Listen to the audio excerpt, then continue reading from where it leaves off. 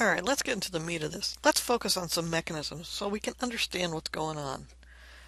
So, we're going to look at two reactions in this mini lecture, halogenation and the Friedel-Crafts.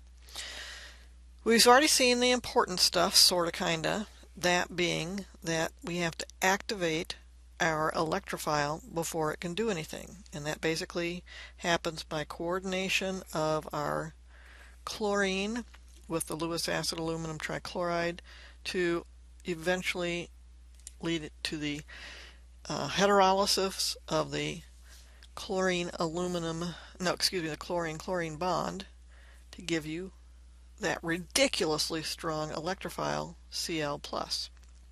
So this is the transition state illustrating that complex between the chlorine and the aluminum trichloride, and that just boom falls apart right there to give you the, I guess it's the chloronium ion or something like that. But anyhow, there it is. Super strong electrophile. Pi electrons of my aromatic ring reach out there and give you the carbocation intermediate, just as we would expect. But now, after this electrophilic addition, we don't get addition of the subsequent nucleophile. Instead, we follow that with an elimination reaction where whatever base is present, so it's going to be something associated with that aluminum trichloride, is going to reach up here, and what is it going to do? Remember that in elimination we're looking for a beta hydrogen. So here is my carbocation. I need to go, oops, not there. I need to go to the beta hydrogen, one over from that, so it can be removed in an elimination step to give you your product. The re-aromatized, but now substituted chlorobenzene. So let's look at the energy diagram for this. Basically, that first step's a doozy. When I try to put these two, relatively stable molecules together, nothing's going to happen, again, without the addition of the strong Lewis acid, and that gives you the impetus, if you will, to make the super strong electrophile that can react with the super weak nucleophile to give you the super high energy carbocation intermediate right here. That's the slow step. The subsequent step, where the beta hydrogen is removed, is super fast, and it's quite evident that we're talking about a real increase in stability because both our starting material and our product are aromatic. So the rate is bimolecular because it takes both the benzene and the chlorine in that first step to combine to make the carbocation intermediate. And again, that first step is very slow, very difficult. This is really beat up and just beat on the molecule chemistry. You usually boil things away at reflux for hours to get aromatic substitutions to take place. Whereas the second step, teeny tiny energy of activation, that happens very quickly to slide downhill to your stable product. So, another halogenation example that you guys may have seen. You certainly have seen it if you're in ITR, because many of you in ITR did indeed carry out this exact reaction. Now, in this case, since thiophene, in this case 3-hexylthiophene, is fairly electron rich, it's not as difficult for it to react with an electrophile. So we don't need to have a strong Lewis acid to get this to go. We just use our electrophilic bromine, and as you may recall, throw in the NBS with the hexylthiophene, and you got the dibromo hexylthiophene.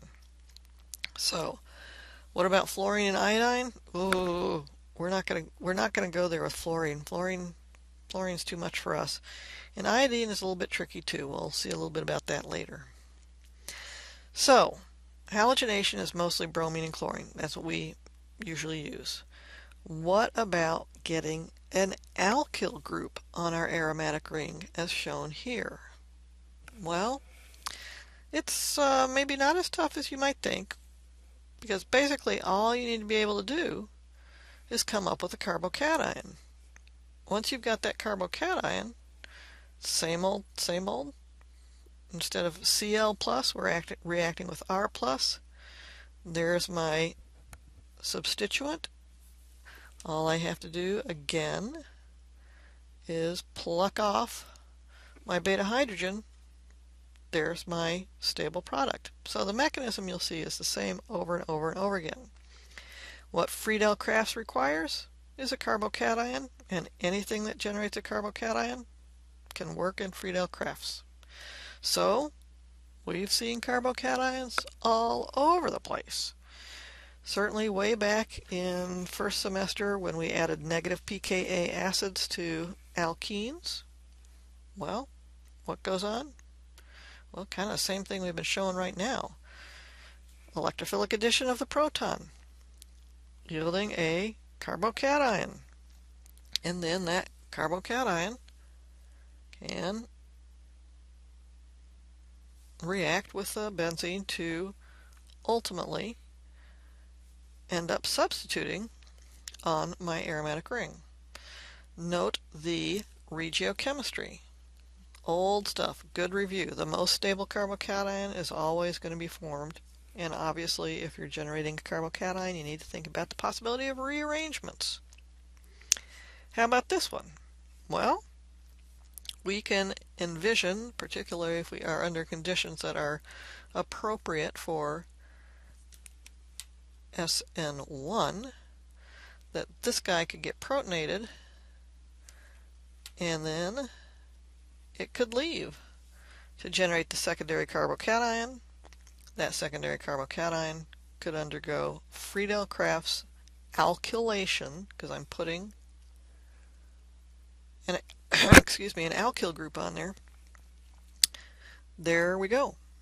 Make the carbocation, add an aromatic ring, boom. Remember, this is two steps right here. First you put on the substituent, and then you have to remove your beta hydrogen. So, piece of cake. I can put bromine on, I can put chlorine on, I can put alkyl groups on, and then turns out Frida chemist took 1-chlorobutane and fully expected that she would get this product. But instead of getting a triplet, a multiplet, a multiplet, and a triplet, 2 hydrogens, 2 hydrogens, 2 hydrogens, 3 hydrogens in her proton NMR, she got a doublet worth 3 hydrogens here and a triplet worth 3 hydrogens there, kind of a multiplet only worth 1 hydrogen, and then a little bit of a complex splitting pattern there for 2 hydrogens. In other words, she definitely did not get what she expected. So what's going on? Well, if those coordinate and that chlorine leaves, well, you know well enough that we're not going to see that carbocation because that's far too unstable. But what we could see is this, that as my chlorine is starting to be plucked off to go with my aluminum trichloride,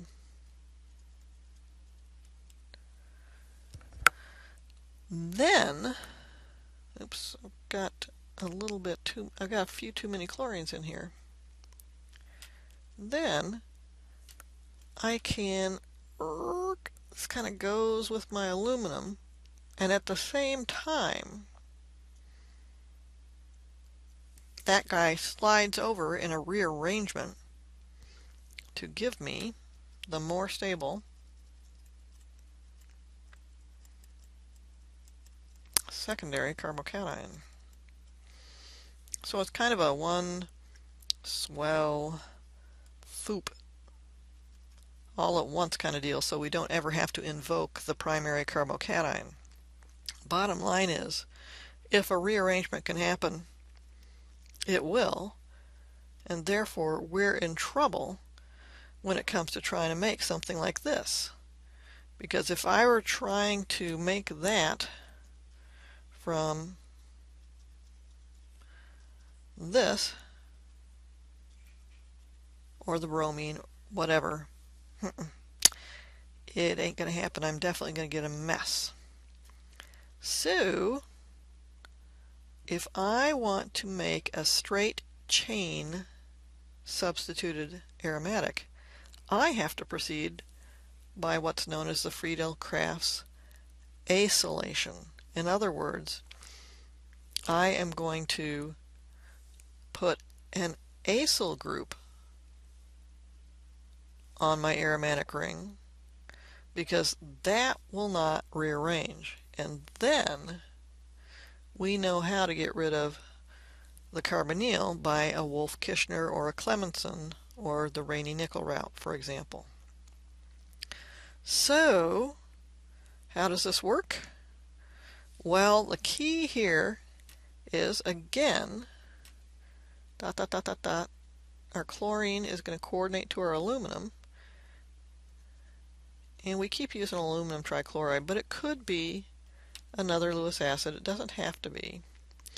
And as that chlorine is pulled off, it is additionally pushed off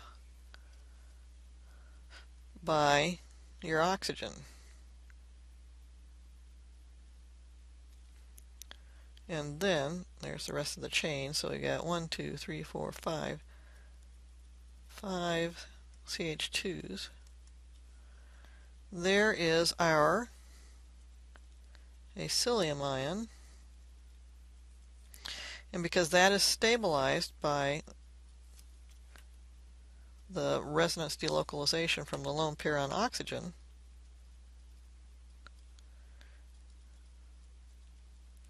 there's really no chance for a rearrangement.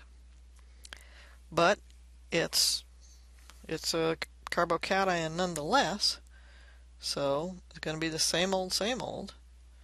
Erase this out, clean this up a little bit so that we can see that this guy can come down here. That will give me our usual intermediate. Actually, I'll make this a little bit neater if I put it over here.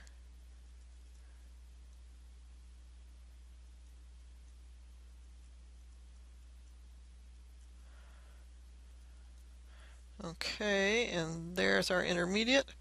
And as usual, all I have to do now is my elimination step, my deprotonation.